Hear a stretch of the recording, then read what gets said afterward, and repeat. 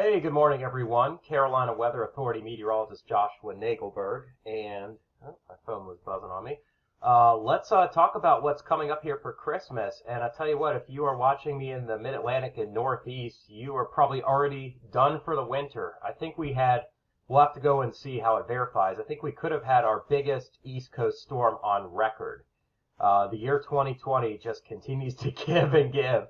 And you know what? Here in the Carolinas, you know what? We may be in for a little surprise towards Christmas time. We've been talking about how the second half of December would end up mild. And the funny thing is, it is going to get warmer again, but we still are not finished with the outbreaks of cold, and we may not be done with the snow, especially in the mountains. So I'm going to at least explore that for you guys. So if you could subscribe to our YouTube channel, you'll get the latest updates.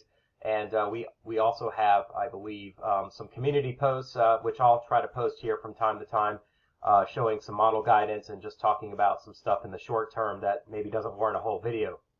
But we did, excuse me, we did talk about the ice threat in the western Carolinas and up into especially Virginia yesterday, and that certainly has come to fruition.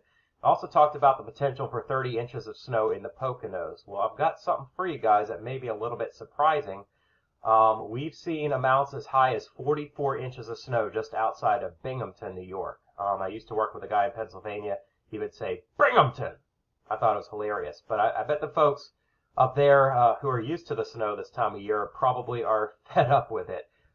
44 inches of snow in pretty much 24 hours or less. I've never heard of that happening outside of the Rocky Mountains and outside of maybe a lake effect snow band. This is from what we call in the weather world a synoptic snowstorm, and some of the amounts that I've seen in past storms may have gotten past 30 inches, but not 44, especially as we saw snowfall rates come down at 4 to 5 inches per hour earlier today. So some people woke up to a surprise, to say the least. This is in central New York.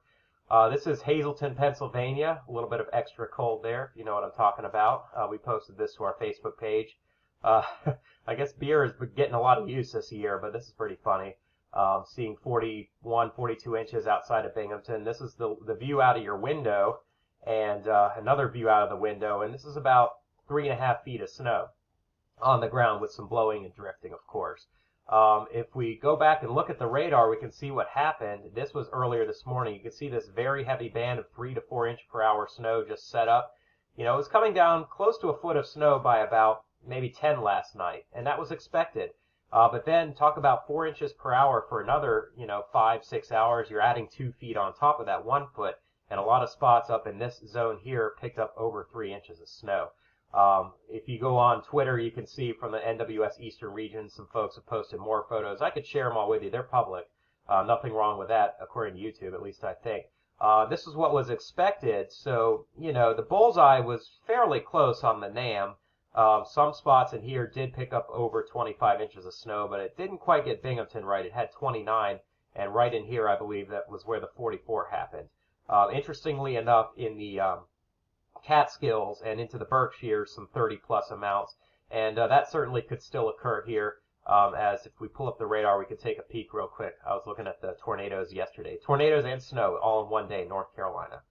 Pretty funny here, but let's look at Binghamton real quick so we can see what's going on there right now.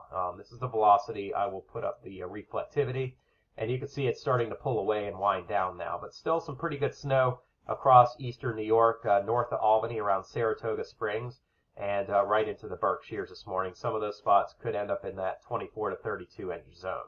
So, very exciting stuff, and I think this is going to verify a record snowfall in 24 hours outside of any kind of lake effect. But let's take a look at what we've got coming up here, and we actually had an article posted talking about the Christmas Day chill, and I know we've been talking about a mild stretch of weather, and here's the interesting thing that's going on. We are seeing, in response to a few different teleconnections, that cold air is definitely coming down, but not persisting. This week is only miserably cold in the Carolinas because we haven't seen the sun yet. But it's not a brutally cold air mass, thank goodness, or that rain that we had yesterday would end up being snow. But we are seeing a potential 15 to 20 degree below average departures from an upper level trough that's going to cut down into the eastern United States. Now, the big question mark here, and I'm seeing it now in a few more models than I've seen before, not saying it'll happen, is that could we get the moisture to line up out of this with the cold air blast? If we do, the white Christmas that we just never see in the Carolinas and Virginia could come to fruition. Not a high probability event, and I'm certainly not forecasting that 8 days out, but let me show you what we're taking a peek at so you can see. This is from tropicaldidbits.com. We do have a cool, dry pattern expected the rest of this week, and then some moisture comes up for early next week. Could get a light rainfall, mountain snowfall. Nothing unusual there. Probably highs will be in the 40s and 50s early next week. Then it warms up quickly, and Christmas Eve could be well into the 60s, maybe even some 70s here in South Carolina. But check out this blast of cold coming down. We're seeing 498 thicknesses in the Dakotas. This is some very cold air that's now showing up on the GFS. And this is Christmas morning, and notice how we may see a drop of 30 degrees in temperature coming right between Christmas Eve day and Christmas Day. So it may be in the 30s or low 40s here on Christmas Day. And look at this, in the Carolinas, enough cold air, and some of this could be lake enhanced from Carr Lake and from Lake Gaston, to see maybe some snowflakes here Christmas night. The model run that people were talking about a couple days ago was showing the cold air not quite getting here fast, but a wave of low pressure coming up and meeting the cold air and dumping a foot of snow north of Raleigh. Now, that has not shown up on recent models, thank goodness. You can see the model run after it said, no, sir. The model run after that said, no big deal. It'll get chilly, but not for long. And then we can start seeing in the models beyond that it definitely cools off. And this is Christmas night. But the trend has been a lot colder here in the last couple of models. And I don't quite have it out that far with the 12Z just yet. But check out the Canadian. It's kind of on board as well. If we take a look at the latest model run, you can see kind of a similar tune here where we have a little bit of light rainfall Sunday and Sunday night, moving out on Monday. And then it's going to be dry right up to Christmas Eve. It'll warm up fairly quickly, so we may start the week in the 30s and 40s and end it on Thursday in the 60s and even low 70s. And check out this, the trough is cutting off all the way down here in Arkansas, where there may again see some snow for the third time in about 2 weeks, which is pretty unusual. I mean, it's a La Nina, but we're seeing this southern storm track. But watch this wave of low pressure come through the western Carolinas right up the east coast. This would be a significant snowfall along the ridge of the Smokies and then up into Ohio and into the northeast, but not really here in the Carolinas. But notice that cold. This is going to be a very deep low pressure system, a lot of wind and a lot of cold blasting in Christmas night. So let's take a look real fast at the GFS. And I apologize, I didn't have it loaded. I'm working and I've got a lot going on this week, but I will show you real quick here as you can follow along with me. This is a look at our temperatures, and we'll look here at the Carolinas because that's where I'm focusing.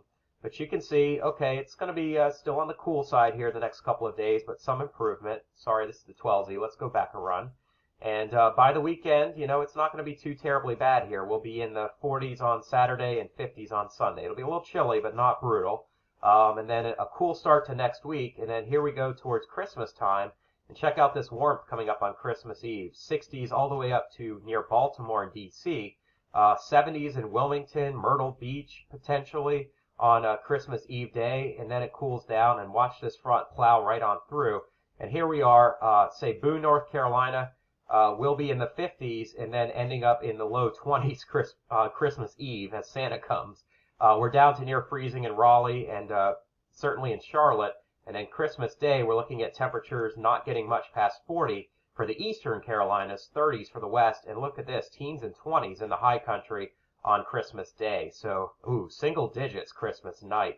That is going to be the coldest air mass we've had so far this year. So I know we did promise you a mild second half of December.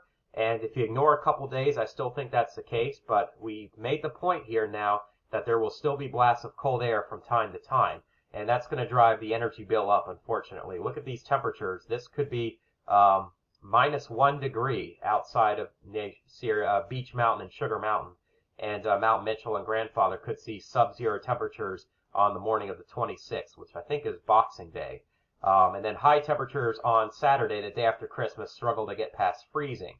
This will by far be our coldest air mass of the year, but it's not going to last very long because look what's coming a couple days later. Back to the 50s on the 28th, and maybe even some 60s depending on storm tracks here for the last couple of days of 2020, which I will very much be happy to say goodbye.